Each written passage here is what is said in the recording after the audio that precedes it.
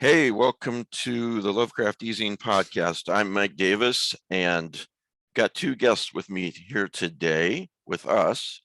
David Busboom, am I saying your last name right? Yeah, Busboom. Okay. And John Linwood Grant. Hey, John, how are you? Hi there, I'm well. All right, so I got to have you ask this of Pete again, because you say you think you ran into us at Necronomicon in 2017, David? I think so. Yeah. And you asked a very important question, or did you, Pete? No, Pete said, was I sober? Yeah, Pete, yeah. And I said, probably not. This is going out on the airwaves, man. Thanks, Mike. I really appreciate it. You're just doing wonders for my, Like no one knows. Didn't you watch, what was that John Cusack, Stephen King movie, Room something? 1408. 1408, yes. And he's asked, do you drink? And Cusack's character says, well, yeah, I just told you I was a writer. So anyway, thanks for being with us today, guys. Matthew Carpenter, for the audience, he's on the road. He's actually in his car. This is that's dedication, Matt. I have to say. And I still have a potential prize for people to win. Why don't you go ahead with that? Okay, hi, I'm Matt Carpenter. I run the Lovecraft Easing movie night. We got a pretty exciting schedule coming up for the next few weeks. We've seen a lot of good movies recently. But for today, I would like you to know that we do have a prize. I'll put up a picture on the Lovecraft Easing Facebook page later. It's a particular kind of Cthulhu plushie based on Cthulhu and the Frozen Kingdom. If you want to win this plushie, just send an email to easingprizes@gmail.com and put Cthulhu in the subject heading. We usually draw a winner about 6 weeks later, and it might be you. I have to say, you don't sound as good as normal, but you sound remarkably good for driving in your car. So, Well, I'm driving in my car. I turn on the radio. So don't get in a wreck. What a closer. Exactly. Don't get more fun. Does Bruce Springsteen? Don't get in a wreck. Matt was just talking about movie night. We do several events besides the Sunday podcast and the Patreon podcast. If you go to lovecrafteasing.com, first of all, you'll see podcasts at the top left. If you scroll down, you'll see a list of upcoming guests and links to the books that we're going to talk about when we speak with them. And also in those links, if you can click on events, and it'll tell you about the movie night, about the old time radio night, stuff like that. So yeah, Pete, how the hell are you, and how the hell is Florida? And have you talked with Elvis, and how is he? It's a obscure Ghostbusters reference. Yes, it is. So it's amazing how quickly things change in the matter of 4 days. 4 days ago, we were going to get smacked through the back door with a very serious hurricane, and now most of southern Florida is out of the cone, and looks like it's targeting Tallahassee, which wow, that's Vandermeer country. I have relatives in Tallahassee. Yes, you do. Crap. But yeah, and that's where Jeff Vandermeer and his wife live, Jeff and Ann. So, and Vandermeer was the editor for Weird Tales for a while.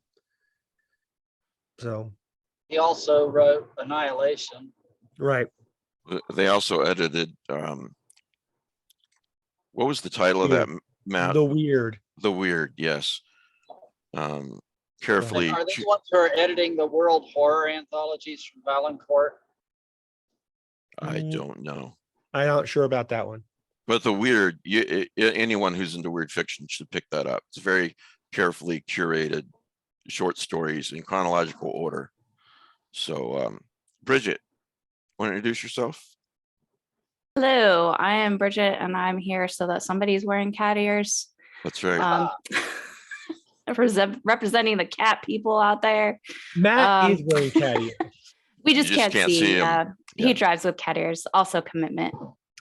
But I occasionally write some music and create some art and things, and actually have a couple things. My book Honey Melody is on pre-order on my website.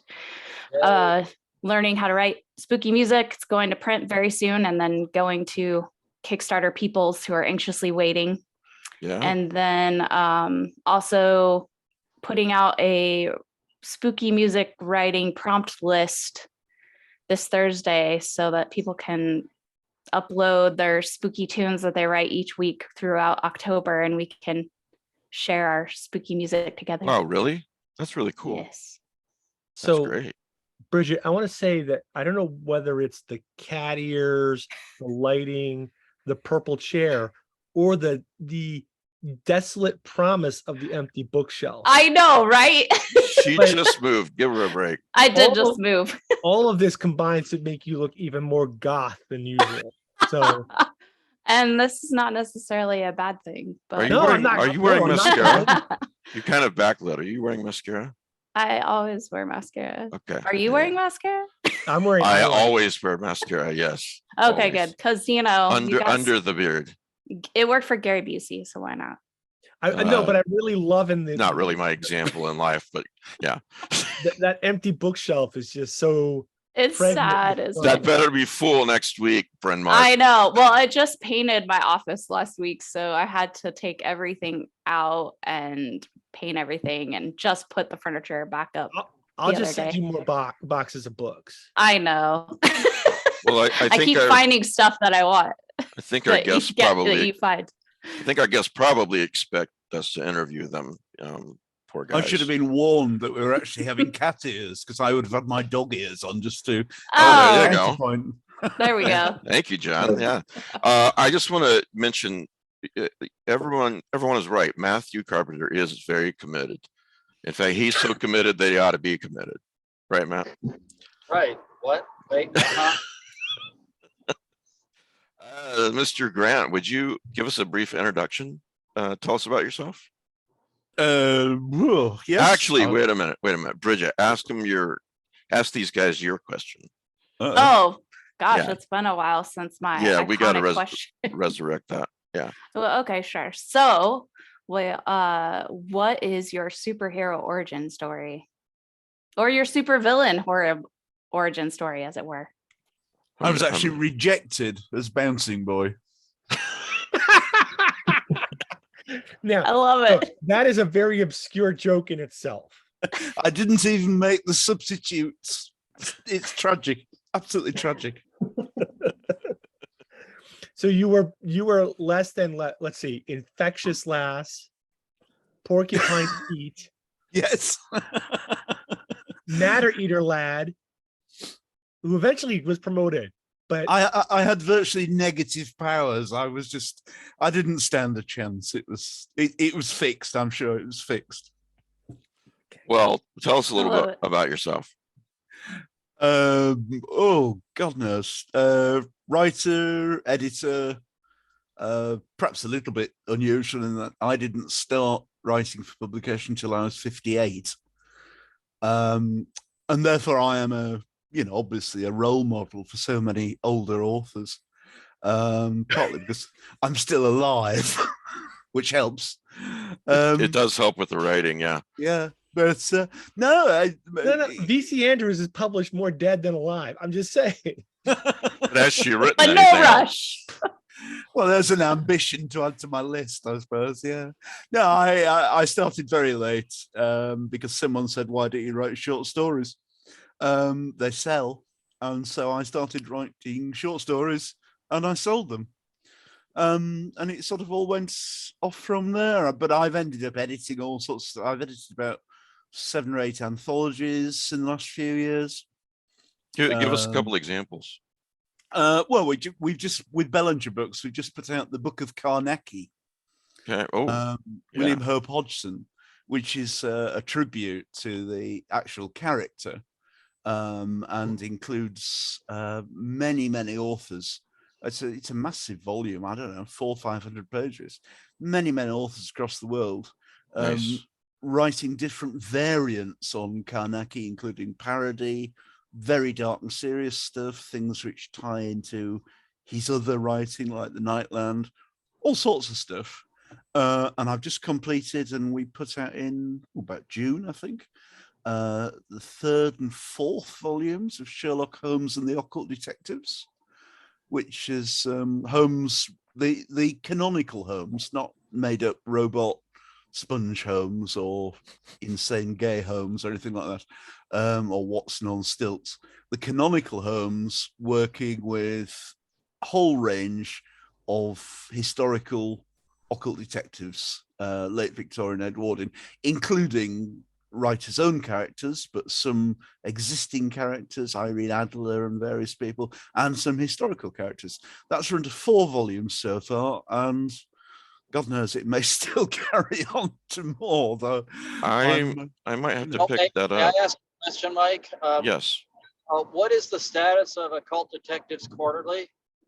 Oh, the magazine. Well, there's a weird one, because the last time I was on here, very sadly, was after Sam Gafford died. Yeah. 3 years ago. And just to add irony, I myself had a heart attack this year, but survived it. And poor Sam, after a coma, didn't. He and I had been the sort of initial force behind the magazine. He's But- a huge loss to the weird fiction Oh, community. absolutely. It was tragic at the time, absolutely tragic. But we kept going. We put issue 8 out this January, February.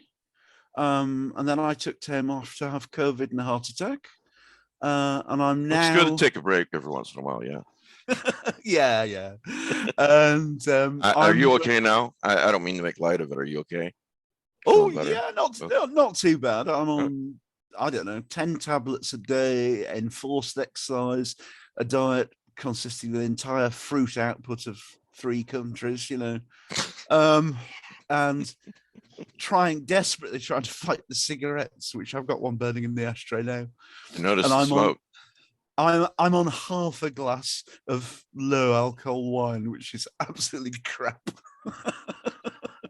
But we put out issue 8 earlier on this year, and I'm just editing the stories for issue 9 and issue 10, which won't come out this year probably unless we really rush it. Will be a longer version with some sort of novelette to novella type length stuff. So in theory, it's still cracking away. Well, Who's publishing it? It's not Ulthar Press anymore. Who's printing it then? It's done by Cathaven. Dave Brzezinski, who stepped in as a assistant editor while Sam was still alive, is now the editor with me, but he had a micro press. So Cathaven now publishes Occult Detective magazine. We changed it from quarterly to magazine because quarterly was becoming totally a lie. It was a lie. Micropress. I've forgotten that term. I'm going to use that from now on. I've been referring to, there's the small press, and then there's what I do as far as publishing books. The small press. So I'm just call myself a micropress. Dave puts out the odd book now and again. He did Rosemary Pardo's collection, The Angry Dead, this year. I think it was this year, early this year. Which had previously been in a different version, probably with Ashtree or someone like that years ago. And he's, like me, an aficionado of the whole occult detective scene. Although I've been doing occult detective stuff for 7 years now, and I could strangle most of them, to be quite honest, on a bad day. I'm so sick of I'm going to have to legacy. check out your Sherlock Holmes anthologies. I don't, Matt, I know what Matt's going to say to this, but I really enjoyed 80% of the stories in Shadows over Baker Street. That one came out quite a while ago. And Yeah. So all of the books that you've written and collections and your work as an anthologist and editor, is there a place where people can go and find all those links, or should they just go to Amazon and type in John Yeah, Ludwig Grant? they're on my Amazon Like, stop page. after this. This has no services. What, Matt? He's Oh, lost nothing. I was service. talking to my son. Oh, okay. So just go to your Amazon page. No, I was going to say I have a blog, a site, a website that I own, greydogtales.com, all one word. Greydogtales.com. Yeah, and that TALES. Yep. Okay. That covers loads of my writing. It's been asleep since I had the attack, but that'll be coming back again. And I list a lot of stuff. Plus, I post all sorts of junk and reviews. It used to be quite active. I had my collection out last year, my second or third collection, Where All Is Night and Starless. And, well, I do loads of other stuff as well. So in the show notes, I'll include a link to greydogtales.com. And what you're saying is that one can find links to your the works that you've edited and written and so forth. There. Oh, yeah. Okay, Yeah, it's all there. I've got 3 collections, a novel, a novella or 2, about 80 short stories out, something like that. Wow. I'm dribbling all over the place. Literally, sometimes. Before we go to David, I just want to mention that I've got a little thing I've got going on the YouTube channel, a new playlist called 41 Days of Halloween. So I started it about 5 or 6 days ago. And each day I'm recommending a Halloween themed movie, book, short story, TV episode, poem, whatever. I'm going to get into all of it. Some of it'll be obvious classics like Something Wicked This Way Comes. And then some of it may be things that people haven't heard about or read before. So I'm going to try to, it's basically some of my favorites.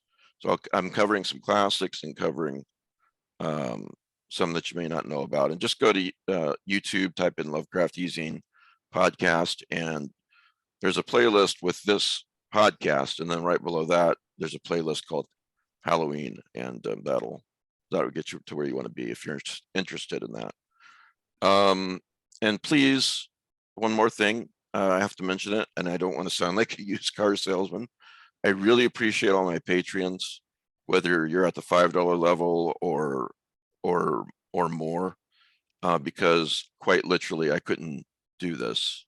This would all cease to exist without you guys. So if you enjoy this show and you enjoy what I do and what my fellow panelists do, please consider type in Lovecraft Easing Patreon into Google, and you'll go right to it.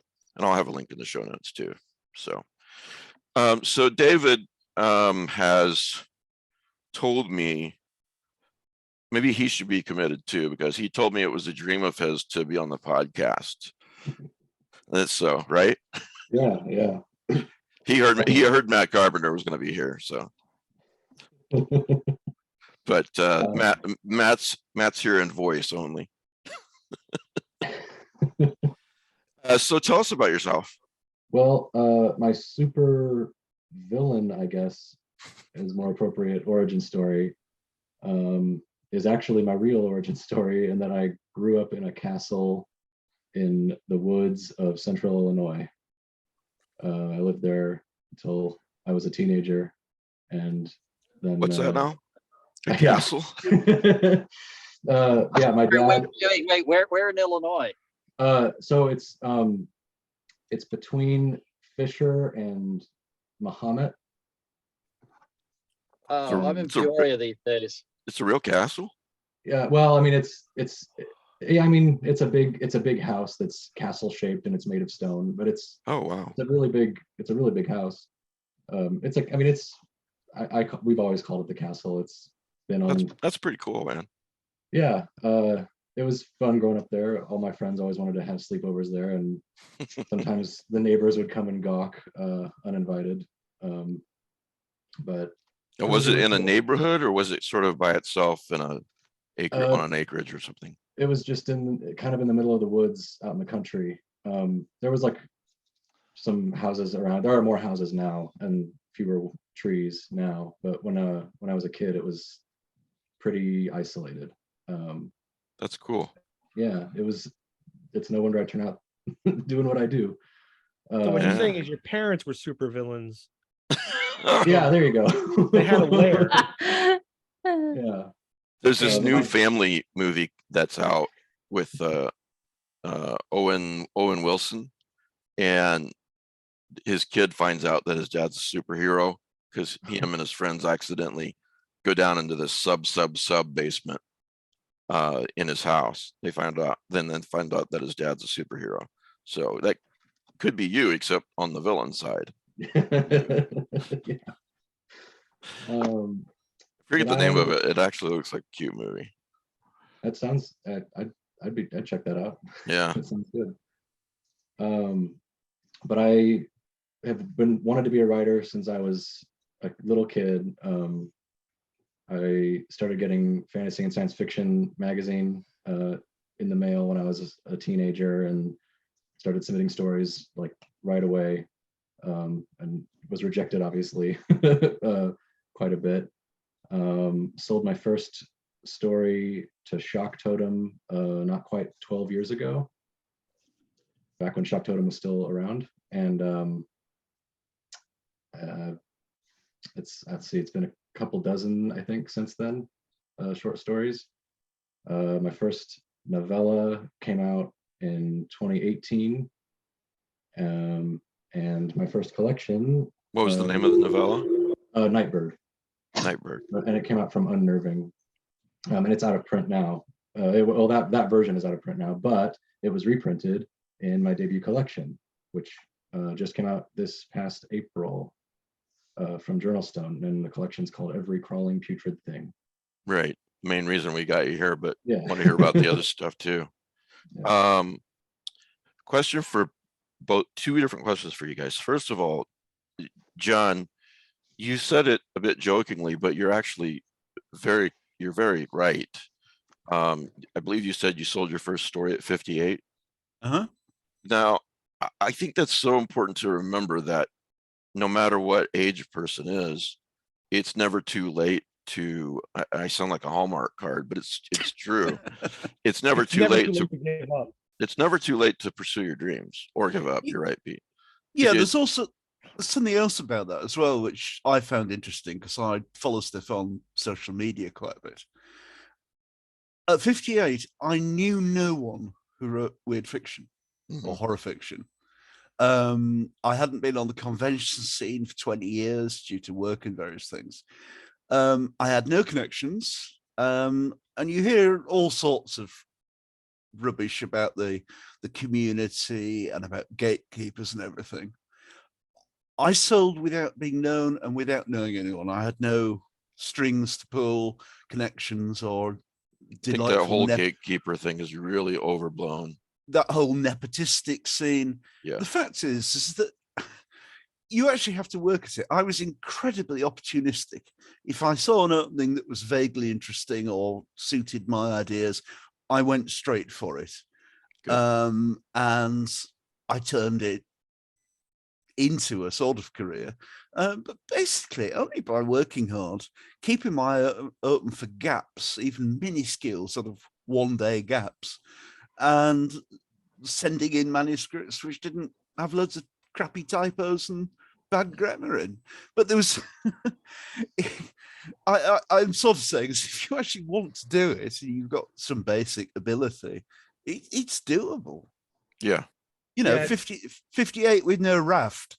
And Well, there we go. and when you're in your 50s, certainly you got a lot of life experience behind you, and you don't Yeah, necessarily sure. make the same mistakes that a writer starting at 21 would make. Now, absolutely, if you can start at 21 or 18 or 15, do it. You know, I'm not putting down young writers. I'm just saying that you're an example that it's never too late. I read something the other day that really inspired me, and it was a year from now, you will wish that you'd started today. Mm. You know, Yeah. whatever it is, you know, whether it's music, writing, anything like that. And the other thing that comes to mind, I actually have it up here next to me, and I read it every day. In regards to what your situation, starting at 58, F. Scott Fitzgerald said, "For what it's worth, it's never too late to be whoever you want to be. I hope you live a life that you're proud of, and if you find that you're not, I hope you have the strength to start over." So Yeah.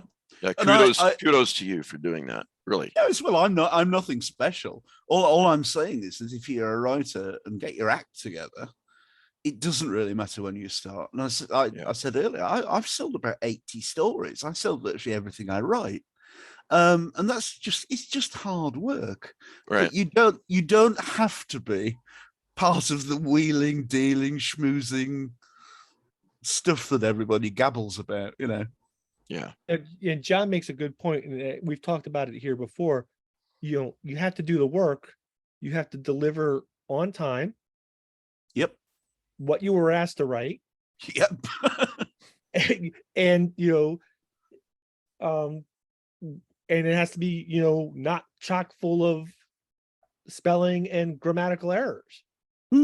That is half the work. And putting your contact details on the manuscript or email, you know, that really is about 20. Editors are like, "I love this story. I don't know how to get a hold of the writer."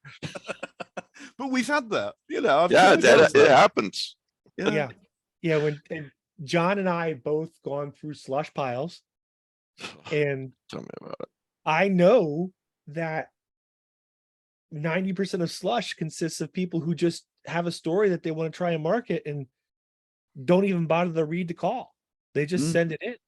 Oh, God. Like, this is nothing to do with it that I asked for. Absolutely nothing. And thank you for wasting my time. And, you know, the problem with that is if you do that to the same editor 2 or 3 times, they'll start blacklisting you, and they'll start talking about you. Yeah. And I got to bear when I was doing the Lovecraft easing, all the stories are still up on the website, free to listen to, hundreds of them. But when I was still quote unquote printing it, you know, slush piles, like you said, Pete, I'd get like, "This is weird fiction, Lovecraftian magazine," and I'm getting a ghost story, you know, or stuff like that, you know. But I felt if a story didn't grab me in the first couple paragraphs, it wasn't worth my time to keep reading, because it wasn't going to grab the reader either.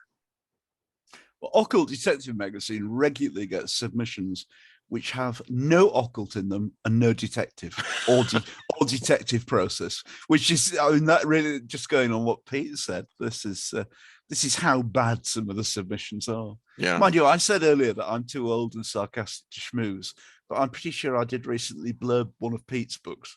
So yes. Obviously I do the minimum necessary to have anyone remember me.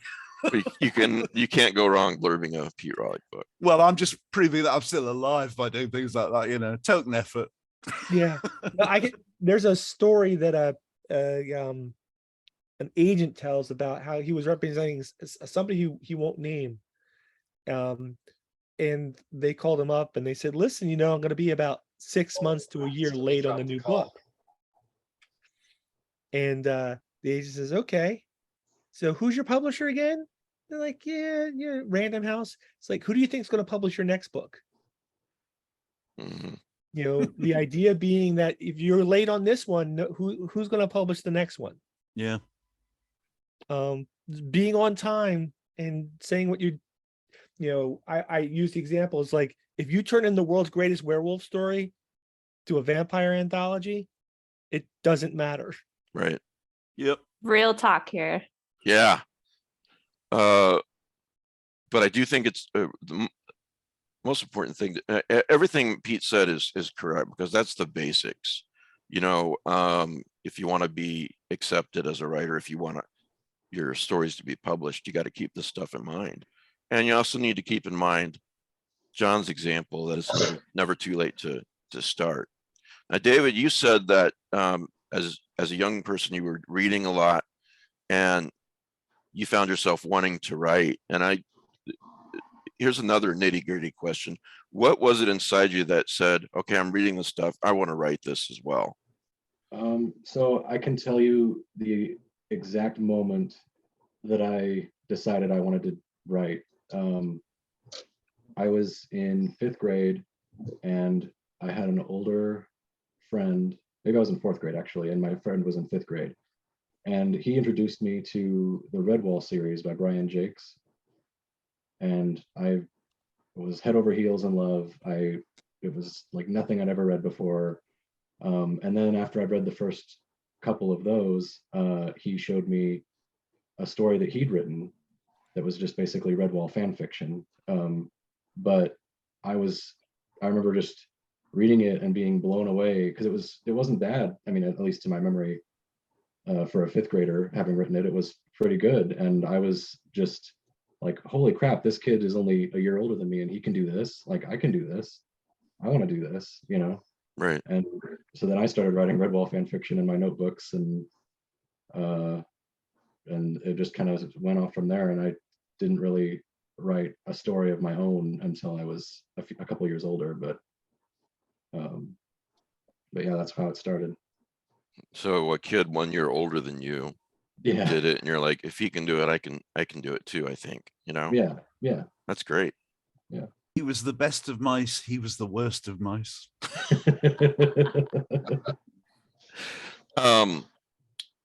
You know, both of your names have been familiar to me, but there's so many writers and so many books to read. You know, all of our TBR piles are a mile high. And so I say that as an apology that this was my first chance to read a book by David Busboom and John Linwood Grant, even though you guys have been working a while. And I think it's wonderful that, as familiar as I get with the weird fiction community and the Lovecraftian community, that I can still discover people that I haven't gotten to yet. That's a wonderful feeling. And this was an accident of scheduling, but I think that you guys' collections that we're here to talk about today fit very nicely together in an interview. You know, why don't you guys both tell the audience about it? Let's start with David. Every crawling creature thing. I actually highlighted something that I wanted to tell you about. Let's see here.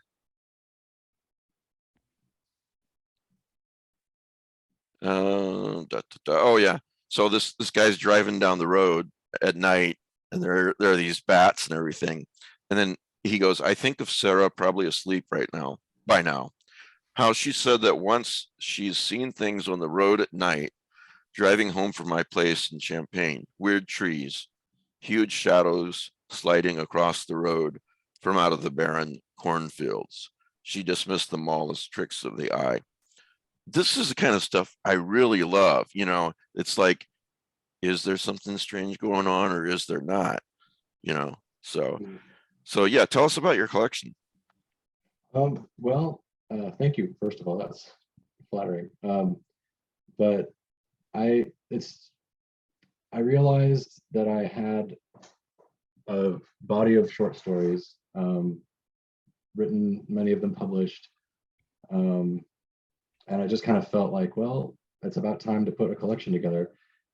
And so I've always been a fan of creature features, and monster stories. And I wanted to make, I wanted to kind of, I like the grab bag kind of approach to collections where they're not all on the identical theme. I know like Stephen King's Skeleton Crew is often cited as an example I've heard of that sort of thing, although that's obviously much bigger.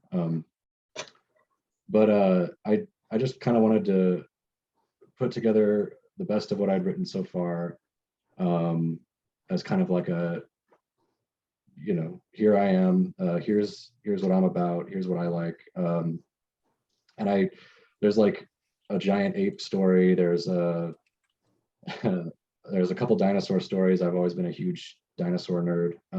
We need to send a copy of this book to Langan. I'm a little sad that he's not on, because I have a shelf of Godzillas over here, and I was really excited to meet German Godzilla. I'll tell him to watch this. But yeah, I just wanted this to basically be, my biggest influences are probably Ray Bradbury and just a heck of a lot of horror movies that I've watched over the years, most of them older.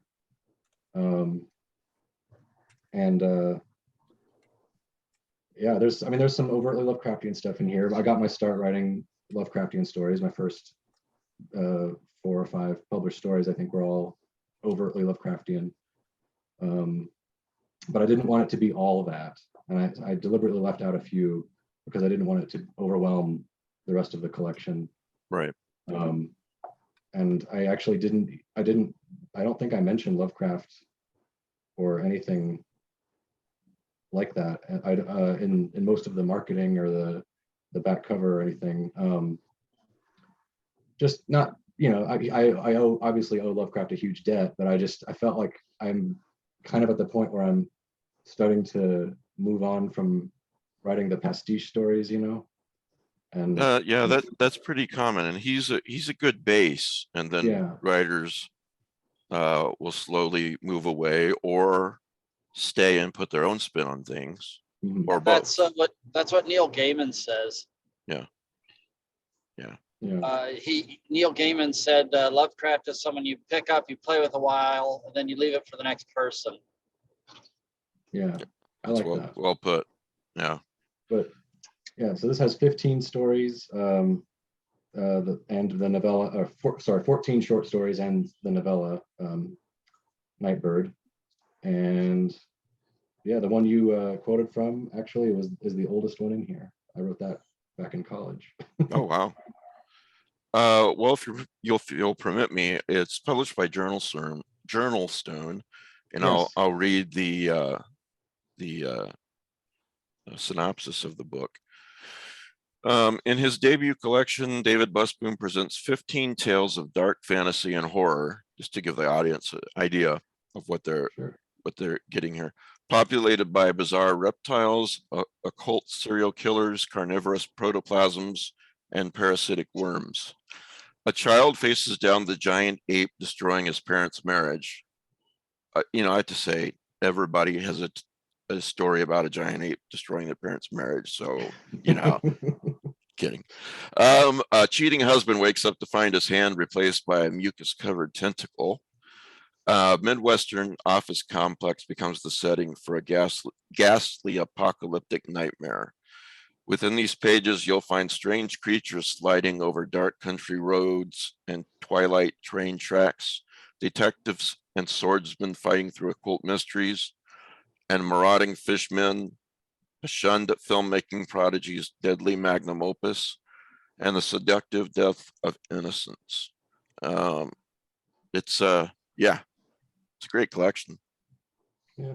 So, And I will admit up front that the title comes from my favorite line in The Exorcist 3, as screamed by George C. Scott.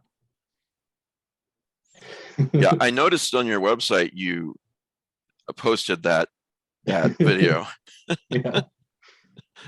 So no, that's great. And I think it's only what, $4.99 on Kindle, something like that. I think so. Yeah. It's a pretty good deal. Yeah. $5.99. Yeah, but it's a great deal. So everybody pick that up. Tell us just a little bit more about the novella in there. So that was, so the novella is called Nightbird. It is about a 16-year-old boy who shares some origins with me. He also grows up in a castle in the woods. and he loses his virginity to what turns out to be a demon goddess creature, and recovers from that, moves on with his life. Yeah, we've all been there. Yeah. Yeah. Falls in love. Must be Tuesday.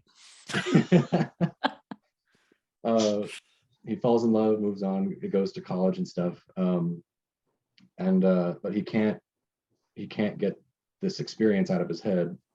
And eventually it just kind of obsesses him. And then things happen from there. I don't want to spoil it, I guess, but And then it all falls apart. yeah, it's gothic, I'd say. I've described it as gothic. It's been described that way. It's been described, I think, fairly as an unconventional vampire story. But I hesitate to just label the monster a vampire in it, because I was actually drawing from a lot of different things. I kind of wanted it to be a more vague, sort of pseudo cosmic thing. Right. But yeah, I'm proud of that one. So, to the audience, you guys are getting a lot for $5.99. So, John, tell us about your collection. And yours is We're Always Night and Starless. Yep. I remember posting about it on Kindle a couple of months ago, and then Flanagan said, "Oh, I just got my copy too." Mike Flanagan did. So it's my second or third collection of stuff. This time I went to try and sort of give a flavor of where I come from, internally, that's all. And I'm an old git. I don't really have this driven to a vision thing. I write about people. I'm a character writer mostly. So I split them into 3 sections. So the first section is Lovecraftian, if you want to call it that. The second section, I think they're called On Mythos, On Mysteries, and On Myths. So the middle section, On Mysteries, is weird fiction, basically. Or strange fiction, as I prefer to call it. And the third section is stuff rooted in various world mythologies and beliefs. There's quite a bit of Yorkshire in there, because I'm Yorkshire born and bred. And although you may not have noticed with my cunning accent, I am in fact English. So we, with Scarlet Algae at Trepidatio Journal Stern, we put together 19 stories, I think, and quite a few of them are novelettes. I tend to write quite a lot in the 6 to 10, 11,000 range. mm-hmm. So the Lovecraftian stuff is very much my take on some of the root issues, aspects of Lovecraft's writing. I mean, I think he was a bit of a git himself. I don't like some Lovecraft, but I'm very interested in what he was exploring. That summarizes how I feel too. Yeah. Yeah. I don't, and they're not pastiches in any sense. They're my take on how his vision of cosmic horror might affect actual people. There are stories of Antarctica and stories of Nyarlathotep and things like that, but very much,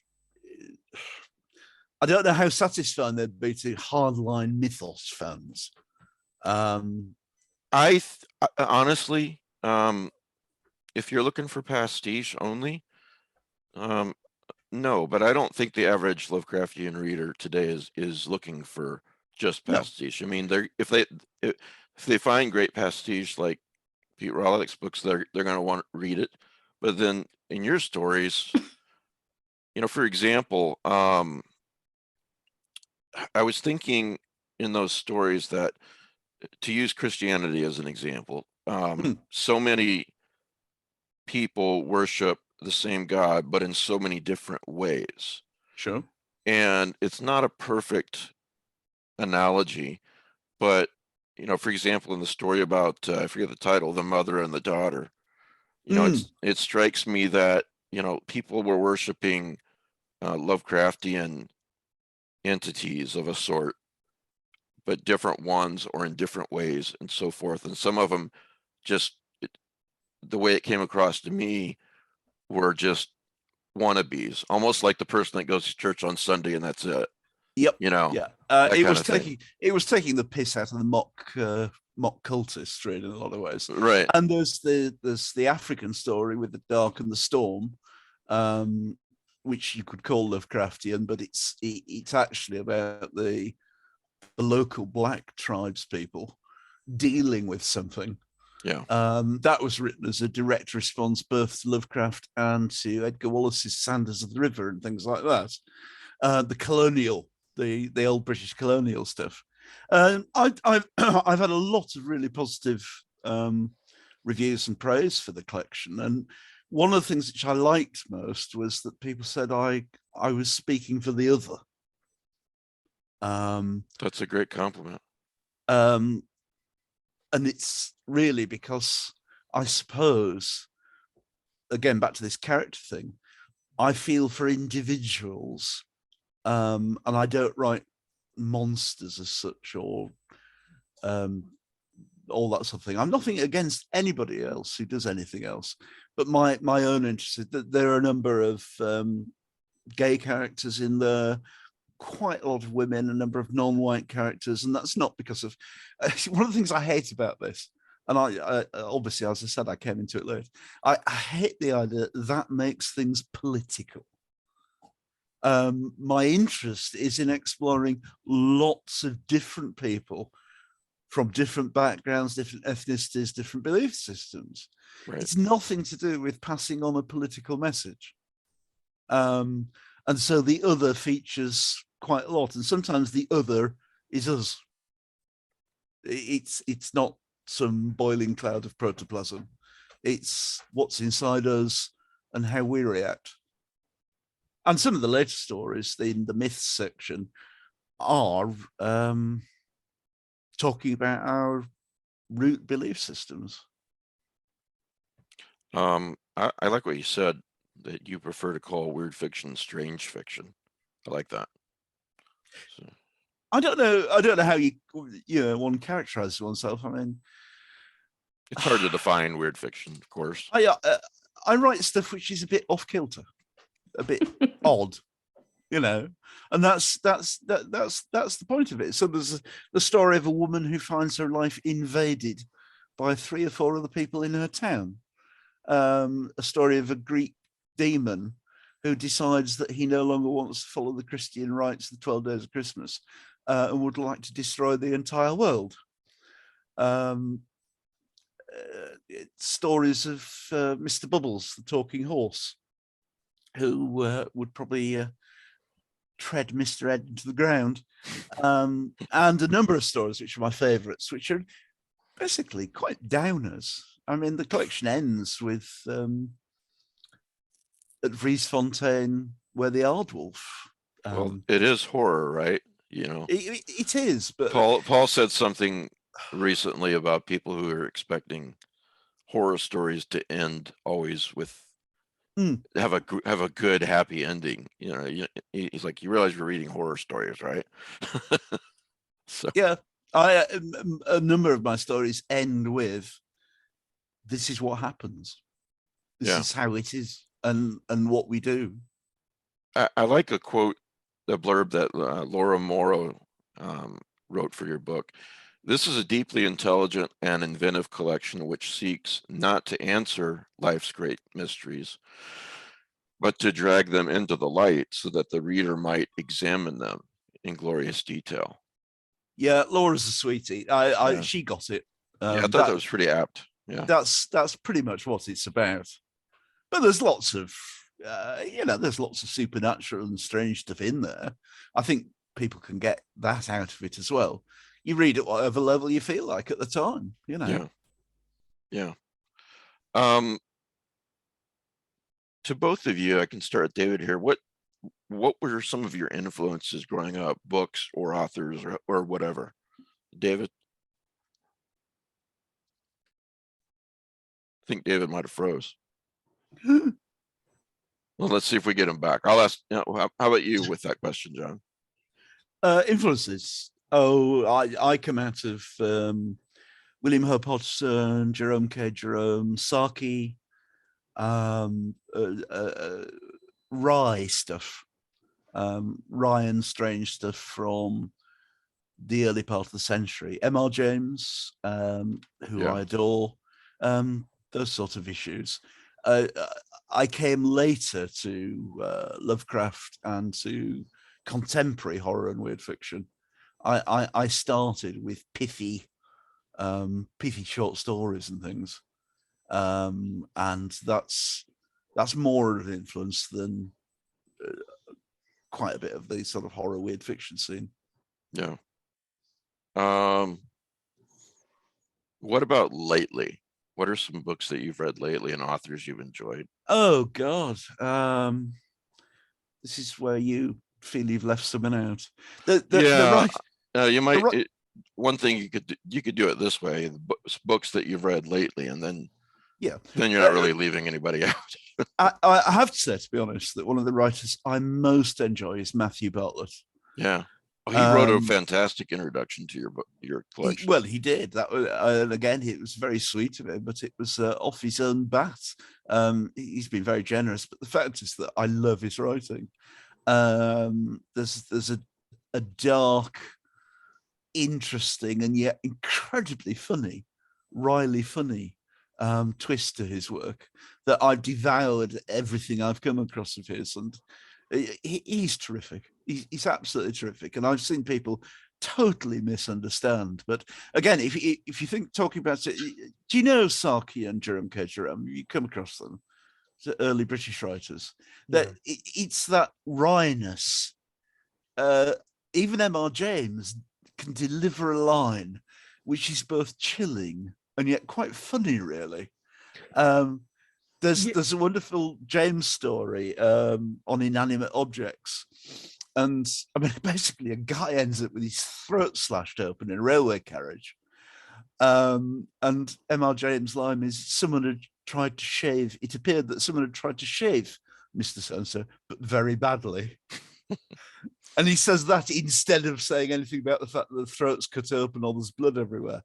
It's that pithy encapsulation of stuff, which I absolutely adore. Well, Bartlett's quite good at that. Laura Morrow, of course, is wonderfully lyrical in her writing.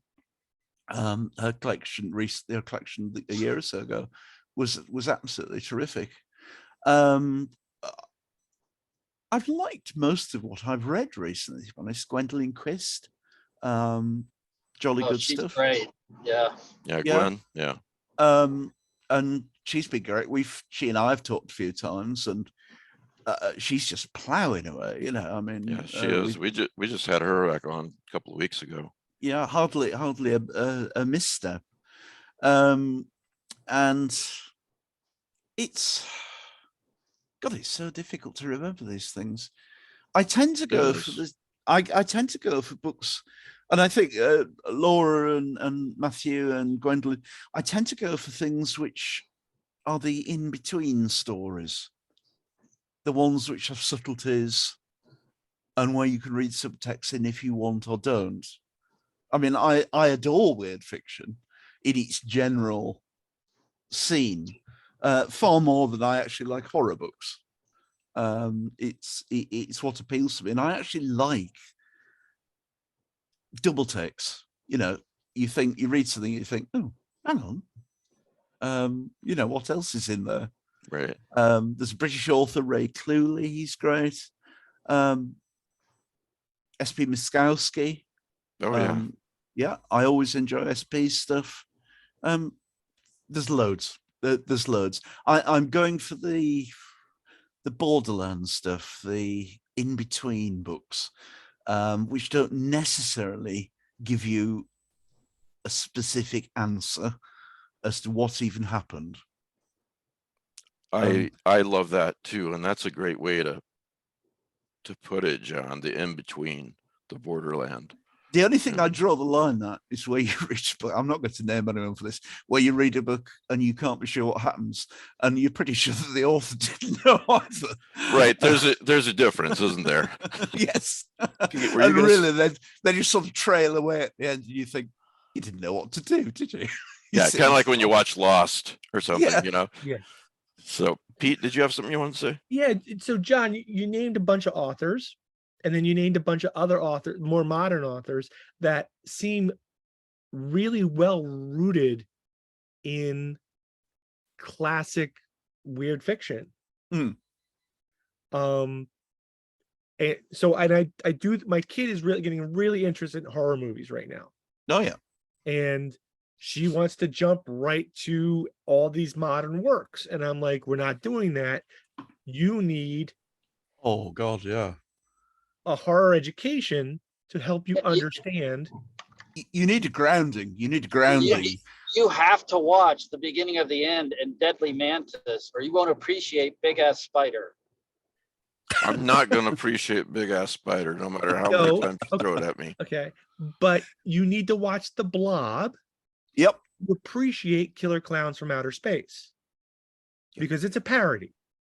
And there are so many little motifs and twists in modern films which are referential, or Yes. which the director or producer have picked up even unknowingly. I mean, you have to watch some of the 50s stuff like Night of the Demon, or I Right. think it might be called Curse of the Demon. Curse of the over there, Demon, yep, same thing. which is a seminal film. I mean, I'd even recommend going back into the 30s and watching things like White Zombie and stuff, Right. because all of those formed the roots of how, even if modern directors and producers have shot off in completely different directions, these are the tendrils. I remember, you know, they said that if you want to play freestyle jazz piano, your best chance is to learn classical piano first and then reject it. Right.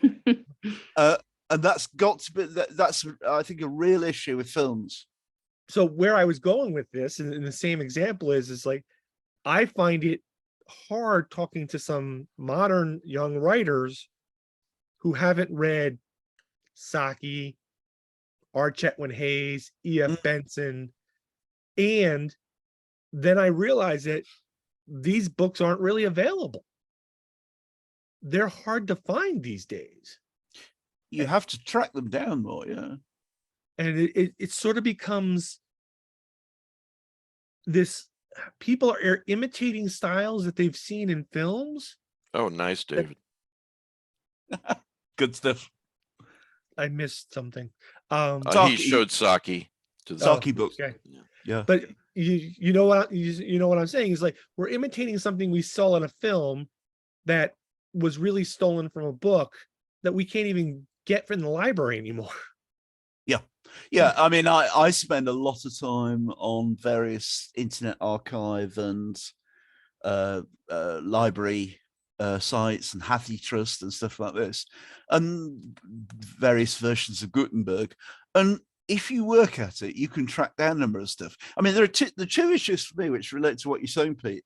One is that I see stories by young writers, and I think, yeah, I read that, and that was printed in 1912, basically. Right.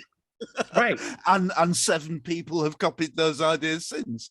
But But because you have absolutely no idea of what's been done already, yeah, you're just treading down the same old line, which, you know, okay, it's fine. Every writer can bring a new touch to things, but many writers don't. Let's be frank. They rehash the old stuff, and you know, you have to have, I do feel you have to have some feeling of what's been before. I think it's enormously important in horror films, because Pete was talking about, because you can see immediately that was borrowed from, or that is a reverse motif from a film 20 or 30 years ago, or whatever. Right. And that's quite important, because in a number of cases, the producer or director meant that to be as well, and was hoping that you would find the Easter egg. So it increases your enjoyment. It doesn't spoil anything. right. It actually makes the film even more fun.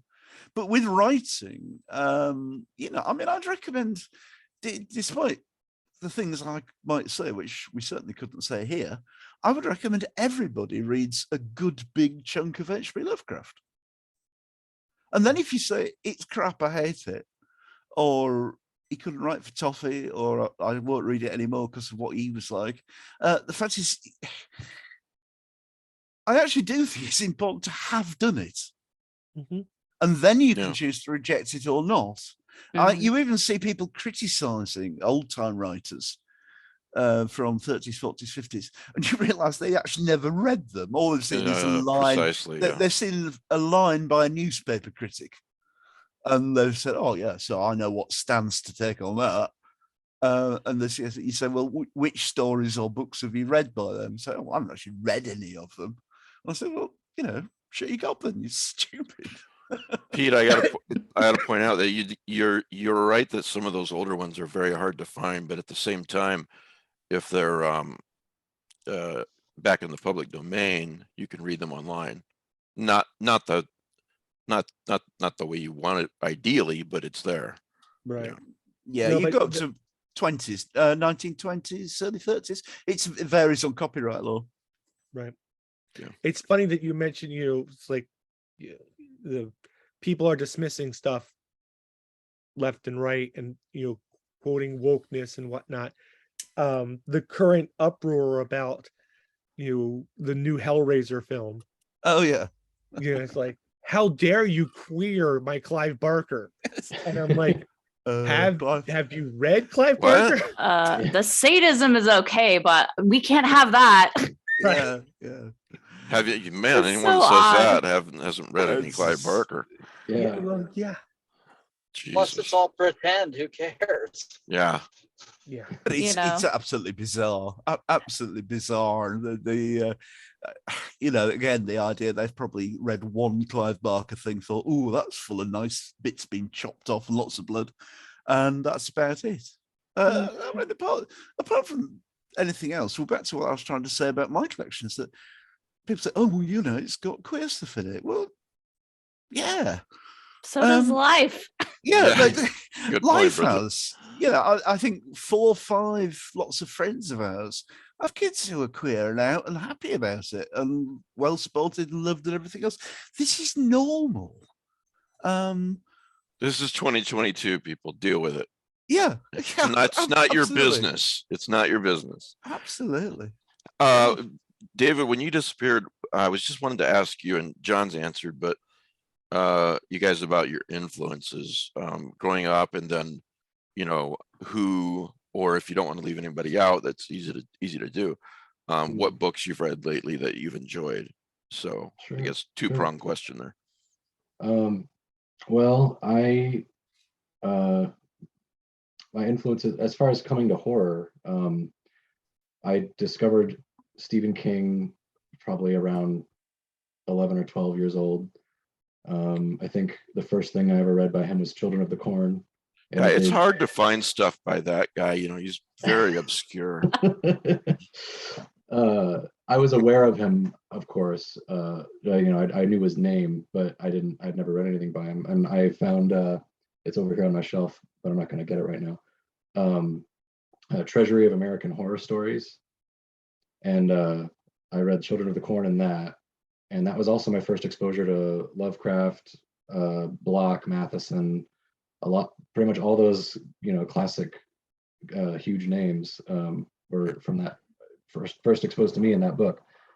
And then I found at a used bookstore, I found a old paperback copy of The Lurking Fear and other stories, with the Michael Whalen cover. Oh yeah, Michael Whalen has gotten a lot of people into Lovecraft. Oh my God, yeah. I love how you say the old version is the it was an older, like, pocket-sized edition from like the early 90s, I think. Yeah. You're making me feel old because that was the new edition. Yeah. That could be because you are old, Pete. You hear this? Let me turn it up. Yeah. Anyway. Yeah. No, but then we read Poe in high school and stuff, and it just kind of you know, but I was huge into Lovecraft as a teen. And I read Cujo, I think, when I was 12 or 13, and I just went down the rabbit hole from there, basically. But for a long time, I thought of myself mostly as a science fiction writer. I always thought I would be a science fiction writer. That was my goal when I was submitting stories as a teenager. They were all science fiction stories until I think the first story I sold was my maybe second or third horror story that I'd ever written. I'd been only writing fantasy and science fiction stories up until that point. And it was a Lovecraft pastiche. But my biggest, like I already kind of said, but my biggest influence, I think, across the board has been Ray Bradbury. Man after my own heart. I identify very strongly with him. You know, small town Illinois kid, loved dinosaurs growing up, loves monster movies and stuff. You know, I was just reading his Greentown stories. I was like, wow, if you just go forward in time, you know, 50 years, I guess, I don't know how long it was, I guess 70 years, then it's like my child, you know, it seems so familiar. And like, yeah, I grew up in Iowa, and it was so relatable, you know. Yeah, and yeah. he's such a magical writer and such a poetic writer, and there's this bittersweet element to his writing as well. Absolutely. And some of his stuff is straight up science fiction, and some of it is kind of horror fantasy, you know. So And it so just depends. My favorite story, I think, of his is The Scythe. Oh yeah. Yeah, I think that like changed me when I read it. But also he has a story called The Thing at the Top of the Stairs, I think. Yes. And that when I was a kid, I had a thing at the top of the stairs that I was absolutely terrified of. And it was this in this, you know, imagine growing up in this castle in the middle of the woods, and I was a little kid, and our stairwell was this, you know, kind of not quite a spiral, but almost a spiral staircase. And at the top was our guest room, and we always left the door open. Oh man! Right. Oh no! Right in the middle He of Ray froze Bradbury. at that moment. Good. Oh dear. Yeah, Ray Bradbury. And then the thing at the top of the stairs. That was I epic. think the thing at the top But of the sad. stairs just got him. He emailed me when he went out before his internet keeps going out. Right. So No. Can I throw something in there? Please. Just to follow on from David. Yeah. One of the things I notice is that I love Ray Bradbury. Small town America. I've talked to Matt Bartlett about this a number of times. We don't have that over here. So one of the interesting things about Ray Bradbury, reading Ray Bradbury here, is that he's describing a sort of, well, I suppose 50s, 60s mythic and partly true America. But of course, our society isn't laid out like that. Right. So this is something which would be familiar to you lot in one way or another, unless you've never left a metropolis, and is in itself a setting that I had to learn about, and which most of us in Britain have to learn about. I mean, I grew up in a small village, but small villages in East Yorkshire are not the same as the villages in America you read about. It's a very interesting and valid point. Yeah. So you take the stories slightly differently. Something wicked, you know, they're small town. That is not an environment I was familiar with when I read it in the 70s. So if you can imagine, Ray Bradbury to the Brits was presenting a scenario, a situation and setting, which was in itself interesting. If what I've said makes any sense. It does. Yeah. Yeah, that concept of, you know, of a small town in the middle of nowhere, without, with you know, with miles, if not hundreds of miles between towns. Yeah. Doesn't, so that you can have that kind of isolation. Mm-hmm. I mean, people. Yeah. People in America drive 3-4 hours to get somewhere. It's interesting. That would cover most of our country. It's interesting, Pete, and I've said this before, but not to John. As you guys know, I love Charles Grant, quiet horror. And in his novel The Pet, the 17-year-old protagonist, he lives in a town on the eastern seaboard, and on the eastern side of the United States, I should say. And basically, it all runs together. It's all Right. one big, and so he was thinking about his town, and that from above there was no way to differentiate it between it and the next town. There was just a border, and he had this thought that how spooky it must be to Charles Grant flipped it around and made a small town surrounded by other towns scary. But he thought in his mind how spooky it must be to live in a small town with beyond it is nothing but fields or forest or something like that. And it was a really interesting thing to think about. So I grew up in something which was actually not even big enough to be a village. And in the collection, I put a story called Sanctuary, which describes a typical, if mad, village in parts of Britain. And Ellen Datlow and others picked up on it as being weird and strange and really interesting. And actually, a lot of it was just drawn from my upbringing, and was a twisted version of a normal British, very small village. David, I'm sorry, John. Go ahead. No, I was just going to say to Americans, that must have seemed odd as soon as Ray Bradbury's small towns did to Brits. We're still talking about Ray Bradbury, more or less, David. When you cut out, you said that Story of the Scythe is one of your favorites. Oh, yeah. I have something to show you by Francisco Vrancavilla. I'm saying his name wrong. I know it, but let me share a screen here and show you guys. And you're going to really like this, David. Check that out.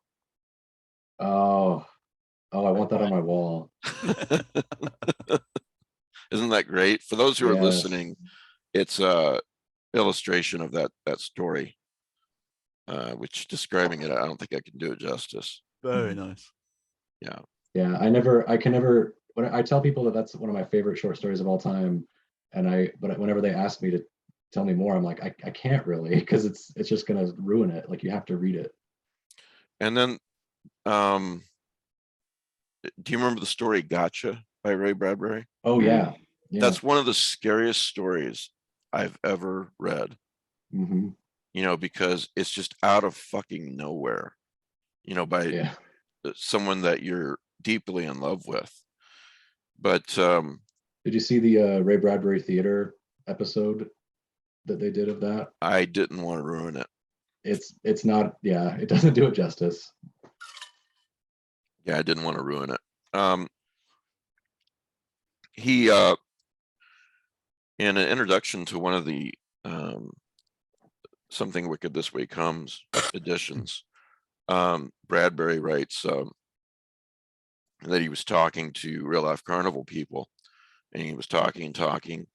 We sat on the beach, and he listened to Mr. Electric listened to my grand ideas about my irresistible future. He was like 12 years old at the time, Bradbury was. When I had run out of gas, Mr. Electrico said, "We've met before." "Oh, no, sir," I said. "This is the first time I've ever talked to you."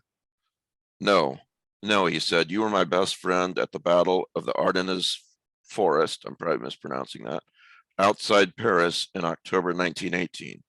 You were wounded and you died in my arms. And here you are now with a new face, a new name, but the light coming from your eyes is the soul of my lost friend. Welcome back to the world." I wandered out of the carnival, stunned, and stood by the rushing horses of the carousel, listening to the calliope wheezing beautiful Ohio, and I wept. I knew that something amazing had struck me with electric fire and changed me forever. So talk about Ray Bradbury. I can't resist bringing that up. Mm. So Yeah. I sometimes think that Ray Bradbury isn't so much as a science fiction writer as a science fantasy writer. Mm. Mm. That he I would uses, agree with that. Yeah. Yeah, me he too. uses science fiction as a way to hide what he's really doing, which is often writing fantastic parables. Mhm. Look at all the that- Mars. Look at all the Mars stories. The That's what I'm. That's where I'm going. Yeah, yeah. Yeah, most if you could, if there was some other hook to getting his characters into the remnants of a dying civilization that wasn't rockets, Yeah. it would just be a fantasy story. Mhm. What But- about? Go ahead, Pete. I'm sorry. But he's couched it. He sold it as science fiction, but it really was morality play. Yeah.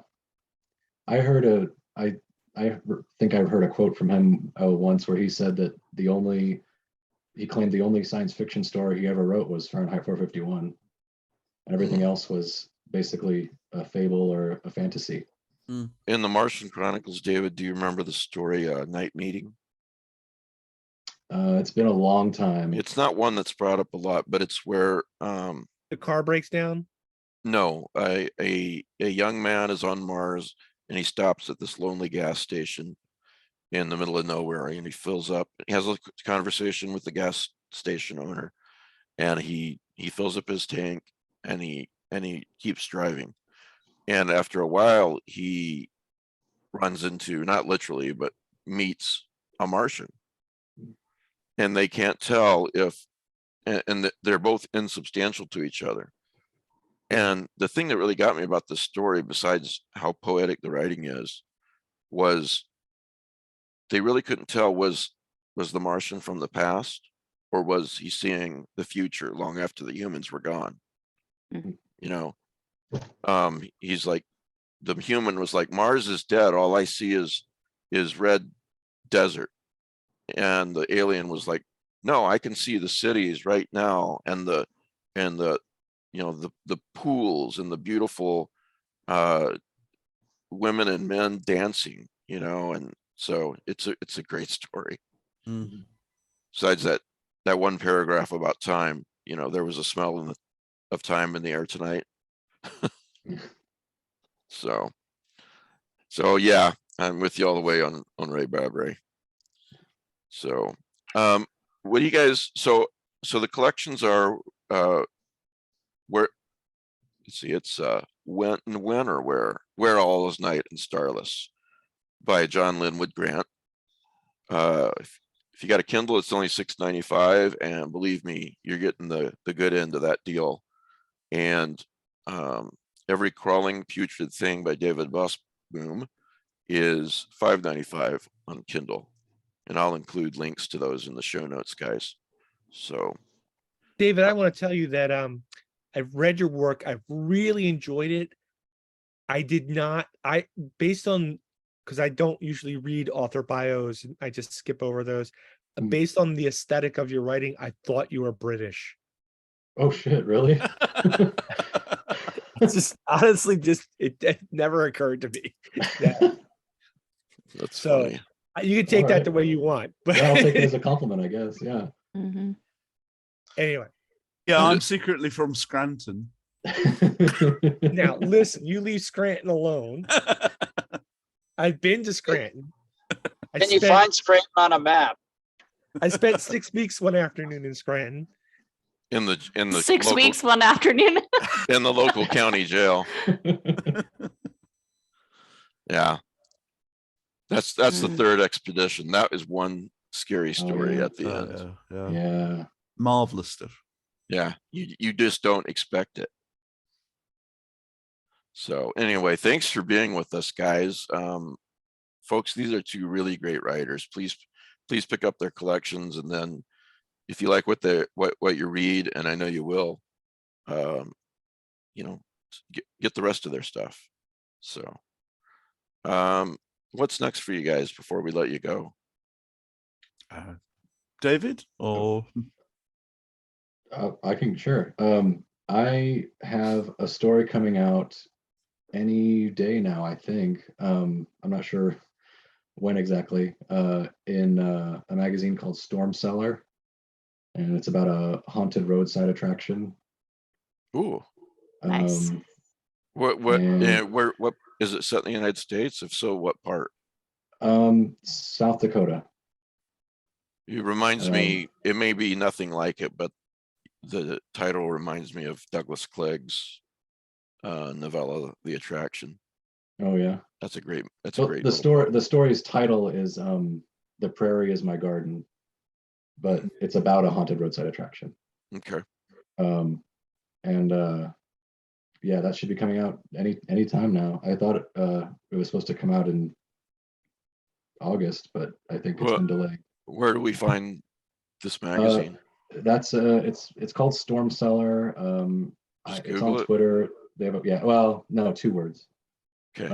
But they have a website and stuff. If you just Google Storm Cellar, like literary magazine or Storm Cellar magazine, I'm sure it'll pop up. Yeah. I'm sure. And they're actually from my neck of the woods originally. I think they're based somewhere else now, but when they first got started, they were in Champaign. So Okay. yeah. But Um, that's the only thing I got coming out right now. I've got a lot of other stuff I'm working on, but yeah. what about you, John? Anything? Yeah, Probably a bunch quite, of things, right? yeah, as usual. I also write Sherlock Holmes pastiches because they make money. Yeah, they do. I've got a sort of Edwardian supernatural story, Antesi, in Flame Tree's Christmas Gothic.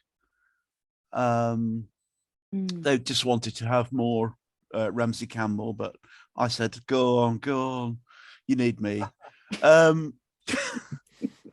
I've got a folk horror story coming out in a folk horror collection from Pavilion, which I think is run by Cliff Biggers of Dr. No Comics.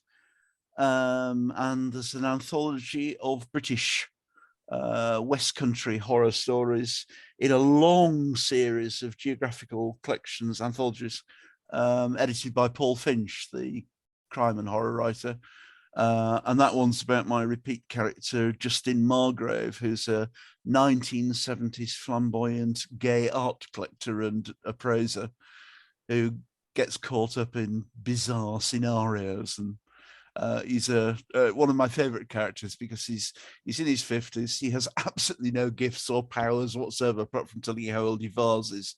And so struggles through and gets a reputation for dealing with odd things. This one's about I don't know whether anybody knows of this witch jar, witch bottle.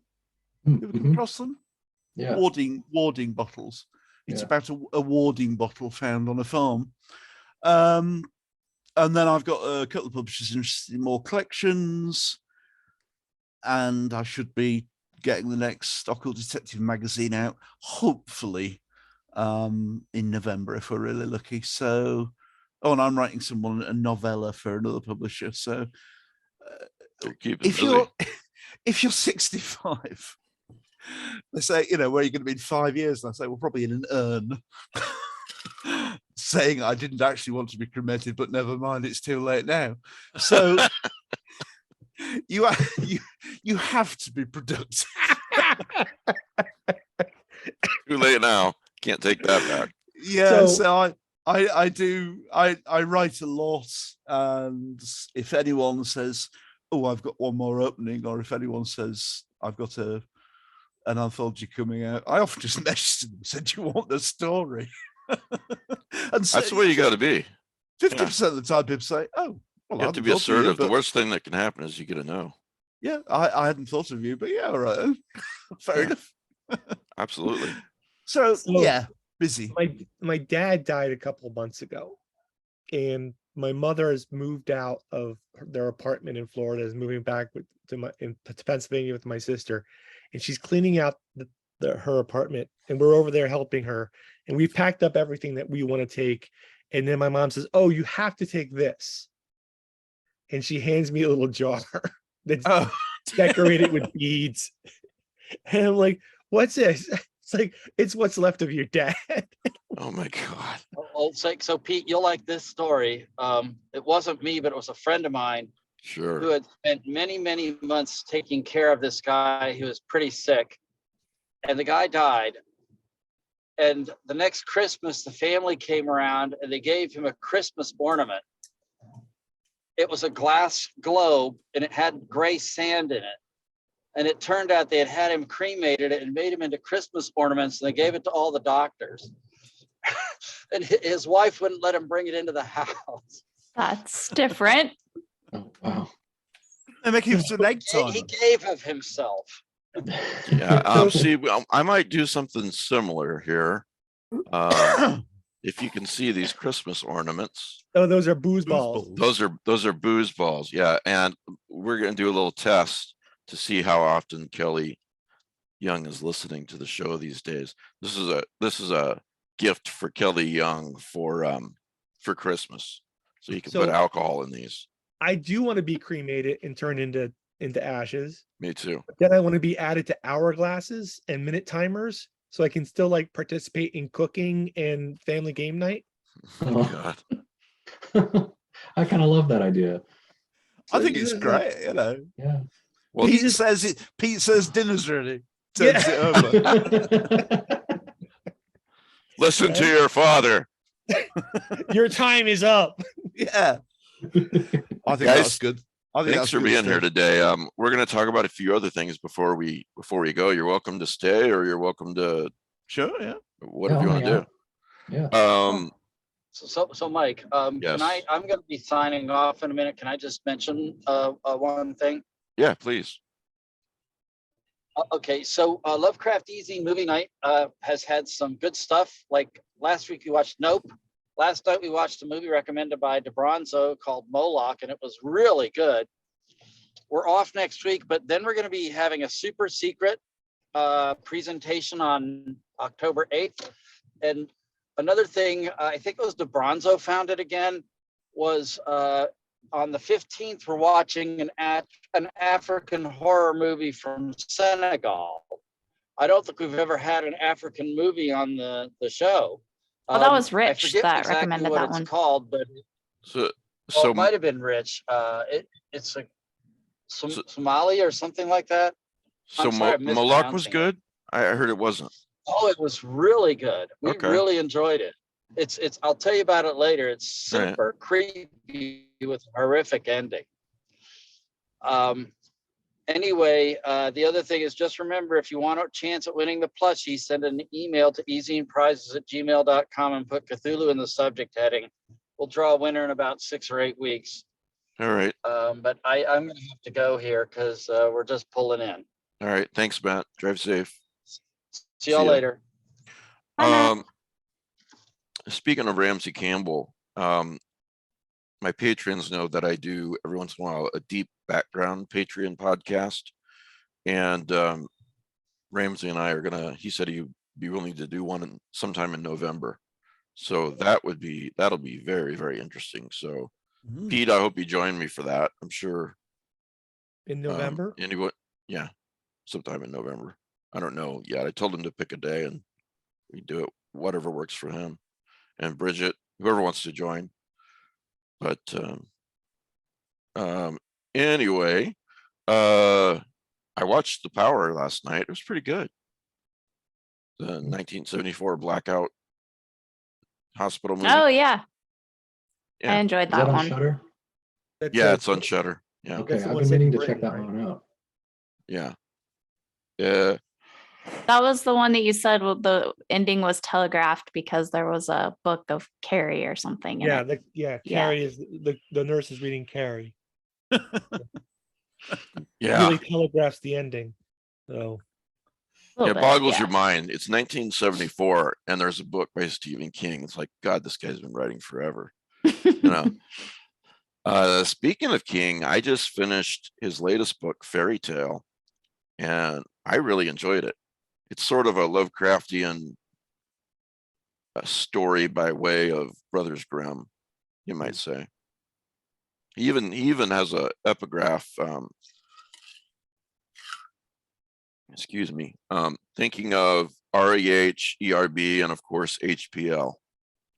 Oh yeah, I saw that. So yeah, that was good. I really enjoyed it. The Stephen back Graham. cover. Yeah, what? Sorry. Sorry. The back cover reminded me a little bit. It made me think of the Talisman a little bit. Is it kind of a similar vibe or? Well, he goes to another world, Yeah. and there is one line that's lifted from the Dark Tower books. Okay. You know, it fits into his multiverse, I'm sure, Okay. Yeah. but there are no other real connections that I see. Not that I'm an expert on the Dark Tower series, I'm not. Interestingly, Stephen Graham Jones has a book that's only available as an audiobook called The Babysitter Lives. So it looks really good. I was going to have the synopsis up here. Here we go. High school senior Charlotte agrees to babysit the Willowbank twins. She plans to put the 6-year-olds to bed early and spend a quiet night studying. The SATs are tomorrow, and checking the Native American / Alaskan Native box on all the forms doesn't mean jack if you choke on test day. But tomorrow is also Halloween, and the twins are eager to show off their costumes.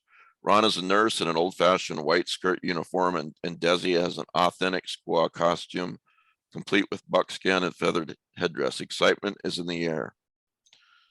The house is filled with mysterious noises and secrets that only the twins understand. Echoes of horrors that Charlotte gradually realizes took place in the house 11 years ago. Soon, Charlotte has to admit that every babysitter's worst nightmare has come true. They are not alone in the house. So, yeah, I mean, if it's Stephen, it's going to be good. So, Yeah. I mentioned Fairy Tale. Let's see here. The True Detective season 4 cast continues to grow. They're That's the one adding, with Jodie Foster. yeah, that's the one with Jodie Foster. Centered around detectives Liz Danvers and Evangeline Navarro, who are looking to solve the case of 6 men that operate the Tasala, am I saying that right, Pete? Arctic Research Station, vanishing without a trace when the long winter night falls in Ennis, Alaska. The pair will have to confront the darkness they carry in themselves and dig into the haunted truths that lie buried underneath the eternal ice.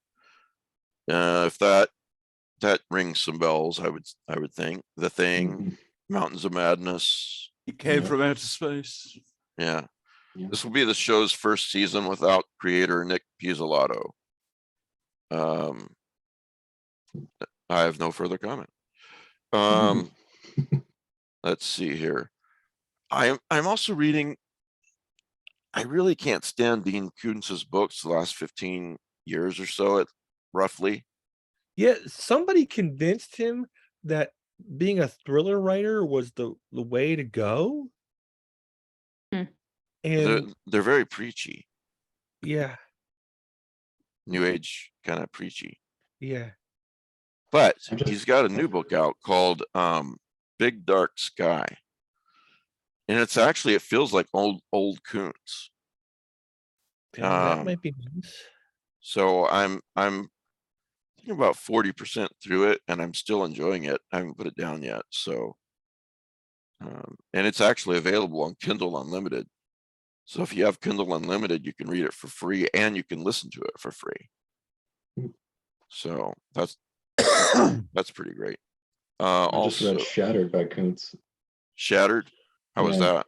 It was really good. That's an older one, but it's like about a road trip gone wrong. It's kind of like Duel in a way, but you get to meet the driver.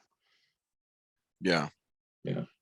Well, for anyone who's read Fairy Tale already, or when you get done reading Fairy Tale by Stephen King, and this is for a limited time, Ruby Slippers, Golden Tears is an anthology edited by Ellen Datlow and Terry God, Windling. what's that, 20 years old? Yeah, but it's only $1.99 right now on Kindle. Okay. Is why I bring it up. And so if you're still in the fairy tale mood, these are reimagined fairy tales. You've read it, I think, Pete. So if you're still in the mood for that fairy tale type thing, pick it up. It's only $2. And let's see, what else do we got? I'll have links to all of these in the show notes. Oh yes, we're gonna have Mary Rickert on November 27th, I think it is. She wrote a novella called Lucky Girl. And this will be part of the TBR list on the show notes. But this Not is to be confused with Lucky's Girl. right. This is Okay. great little novella. It really is. And Laird blurbed it right on the cover there. So there you go. That's only $4.99 on Kindle. And then $2.99 on Kindle is, oh yeah, The Lesser Dead. I just noticed that there was a deal today. A Lesser Dead by Christopher Buehlman. Remember his vampire stories? It's so good. Yeah, one of them was The Highway, when I forget the name of that one. But there is vampire. All his books are so good. Those Across the River is a werewolf story, werewolf story. And The Lesser Dead is a vampire story set in the 70s, and the vampires, they take refuge from the sun in New York City, underground in the tunnels. So it's really good. So is the other vampire book. But anyway, my point is that that's only $2.99 right now. So jump on that if you haven't read it. And I think that's all I've got. You guys got anything that you want to plug or talk about? Well, I'll mention, since we're talking about books, I got a notice from Centipede Press today All right. that Jonathan Thomas's collection of mythos stories, Malign Providence, will be available for pre-order October 2nd. Okay. So that I hadn't heard that before. So interesting. Jonathan Thomas does some pretty good work. Yeah. So go ahead. I was just going to mention a movie that I'm looking forward to seeing. Gemma Chan, Kiki Lane, and Chris Pine star in an upcoming movie called Don't Worry, Darling, billed as twisted and visually stunning. Synopsis is Alice and Jack are lucky to be living in the idealized community of Victory, the experimental company town housing the men who work for the top secret Victory project and their families. The 1950s societal optimism espoused by their CEO, Frank, equal parts corporate visionary and motivational life coach, anchors every aspect of daily life in the tight-knit desert utopia. You had me at desert. While the husbands spend every day inside of Victory Project headquarters working on the development of progressive materials, their wives get to spend their time enjoying the beauty, luxury, and debauchery of their community. Debauchery, huh? Life is perfect with every resident's needs met by the company. All they ask in return is discretion and unquestioning commitment to the Victory cause. But when cracks in their idyllic life begin to appear, exposing flashes of something much more sinister lurking beneath the attractive facade, Alice can't help questioning what they're doing in Victory and why. Just how much is Alice willing to lose to expose what's really going on in this paradise? My voice is starting to go. But I don't know, something about that really interests me. Yeah, I saw a trailer for it. It looks pretty good. I'm not I guess there's all kinds of drama on Twitter or something that I've seen about it, though. I don't know what that is about the Olivia Wilde and having some clashes with the stars or something. I don't know. Oh, yeah, But yeah. I just It's not that I don't care, but I don't Right. care. right, yeah. Yeah, I'm looking forward to that 4th season of True Detective. I mean, it could turn out to be, more of a throwback to season 1, only with a good ending, hopefully. Yeah. So, what? So in I mentioned earlier that the new Hellraiser is coming out. Yeah. Reboot. So I learned earlier this week that my wife had never actually seen the original Hellraiser. Mm. So I forced her to watch it yesterday. I did the Which- same thing to my fiance last week. Forced. All right. Yeah. And Listen, okay, so this is a perfect opportunity to reevaluate the film. It's still a pretty good film. However, there are some clunky special effects. well, yeah. How old Well, is sure. it? The very were- ending. Doing some things for the very first time, experimenting with techniques. Yeah. The skeleton dragon angel demon at the end, Yeah. that's really bad. Yeah. The electrical effects of the box, Mhm. those are straight out of rotoscoping. Mhm. Yeah, and yes, you're right, Bridget, this is some of the first time we're doing stuff, but it doesn't On the other hand, I think the Frank coming out of the floor works sequence really well. is Really incredible. epic. Yeah. And again, a throwback to a reversal of the Incredible Melting Man, Mhm. just filmed in reverse. But, Yeah. but yeah, and again, I'm watching, and because of the whole how dare you queer Clive Barker for me. I'm watching it. It's like, yeah, I can still see this as a gay film, Mhm. and it just because you weren't looking for it or didn't see it, 40 years ago, doesn't mean it wasn't there. Anyway. I don't see how you can watch a Clive Barker film or read a Clive Barker story without getting that vibe Right. and more.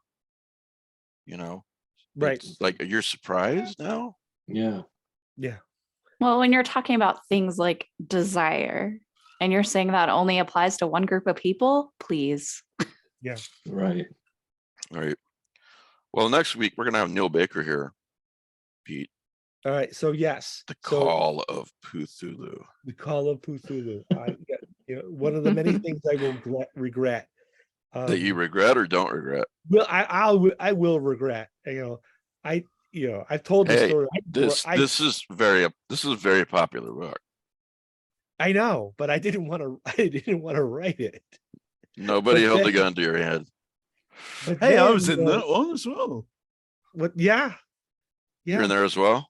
Oh, I love doing it, but I went for an absolutely straight A Milne with Lovecraftian twists. It's on Kindle Unlimited, folks. So Yeah. No, I had a lot of fun with it. Did you not like the end result you got? I do like the end result. Yeah. And that's why, it's like, while I regret it, I'm also happy with it. But it's just sort of like, I would hate to be known just for that story. I think you've Oh, written now way, you know. No, forever now you will be. You've written way too much to be known for one Yeah. particular story. Yeah. And then- I loved doing it, and I loved what I put in it, to be honest. It's as simple as that. I thought it was great. Neil's a great guy, and Yeah. I thought it was a terrific opportunity to do something really fun. Well, I think it will be even funner if we do, next year, Tigger. Tigger. When he comes into rights. Yeah. Yeah, Hmm. yeah. Tigger is a much more interesting character. I disagree. There's only one. Well, that's true. But Pooh is the uncarved block. There's only one Tigger. You mean like if they cut his head off, he gets a film with Sean Connery in and things like that? There could be only one Tigger. There can be only one Tigger. So, The Sunday after that, we're gonna. Ooh, what if Tigger had a doppelganger? Sorry, that's where my brain went. If he's the Yeah, only there you one. Tale of Two Tiggers. Yes. Yeah, it was the best of Tiggers. It was the worst of Tiggers. Tale spelled with an I. Leslie Klinger is going to be on 2 weeks from now, and he annotated.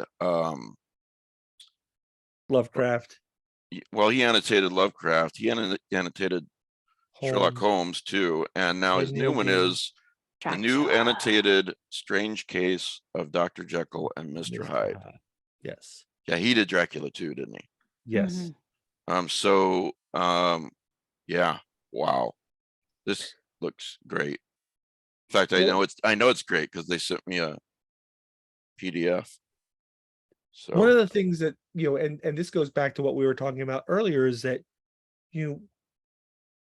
when you read these classics without context, without the annotations, you don't get everything. There are lots of, I hate to say it, even back then, there's lots of in jokes. True, like, yeah. well, this is like what Mhm. John was talking about with Ray Bradbury reading it across the pond, Right. So, Yeah. So I'm glad that Leslie's doing this. yeah, he's really good at what he does. Yeah. So, all right, guys. Well, David, John, thanks for being here today. It was really Pleasure. nice to Thanks for see you having me. guys. Yeah. And yeah, Bridget, Matt's gone. Bridget and Pete, thanks. And check out guys, check out the Halloween playlist on the Lovecraft Easing Will podcast do. YouTube. Will do. Yeah. And recommendations almost every day. It'll be a rare day that I don't do one until Halloween. I'm also doing and I've collected some already. We're gonna do the Halloween show this year, like we do every year. But it was very convenient for it to fall on a Sunday at the regular time. So of course the Thomas brothers are going to be here, and any of my panelists that want to be here. And I've asked my audience to send me any paranormal experiences or possible supernatural experiences that they've had in their lives, especially if it was creepy or scary, but not necessarily so. Because one of the main things we're going to do on the Halloween show is read these. So I think that'll be a lot of fun. So it's October 30th, and watch it live at 6 p.m. Eastern. And if you can't watch it live, you can always watch it later. So And mention turnips. turnips. Yep. Okay, It's all pumpkins in America. But The it's original- turnips. The original yeah. tradition is turnip lanterns. Good point. Good point. But Mervyn Turnip Head just doesn't work the same. Yeah. Yeah. All right, right. fair enough. Fair enough. So yeah, I'm interested to see what you guys think of my recommendations on the Halloween list. So yeah. my local arts, where they do all the Phantom of the Opera and all the shows. Yep. On Halloween night, they're going to play the silent Phantom of the Opera. Cool. And have a organist Mm, freestyle a score. that's awesome. And I'm really tempted to go just to, and they're encouraging Mask of the Red Death costuming. Oh, That's so cool. And that Yeah. would be like really, really cool, but they're only going to do it for one night. And that night is Halloween. Oh, Mhm. And I'm like, really? Yeah, You should do it on Beggar's Night, the night before. yeah. That's when we're doing our show. Anyway, instant price on the organ. yes. So anyway, Guys, thanks for being here. Special thanks to my patrons who keep me going. And if you're not a patron, even at the bottom level of $5 a month, you get access to all the Patreon podcasts, you know, like the one where Laird talks about all the creepy things that have happened to him that might be paranormal, might not be. The deep background episode with Livy Llewellyn, Laird, Nadia Bolkin, just so many things. We talked to the screenwriter of Batman '89 a few weeks ago. So there's just lots, even at that bottom level, and there's more as you go up. So just Google Lovecraft Easing Patreon or look in the show notes. I've got the link there. And thanks to those who are already doing this. I really appreciate it. John and David, thanks for being here. Cheers. Absolute Yeah. pleasure. All right. See All you right. again. Talk you. soon. Everybody have a good week. You too. You too. Bye.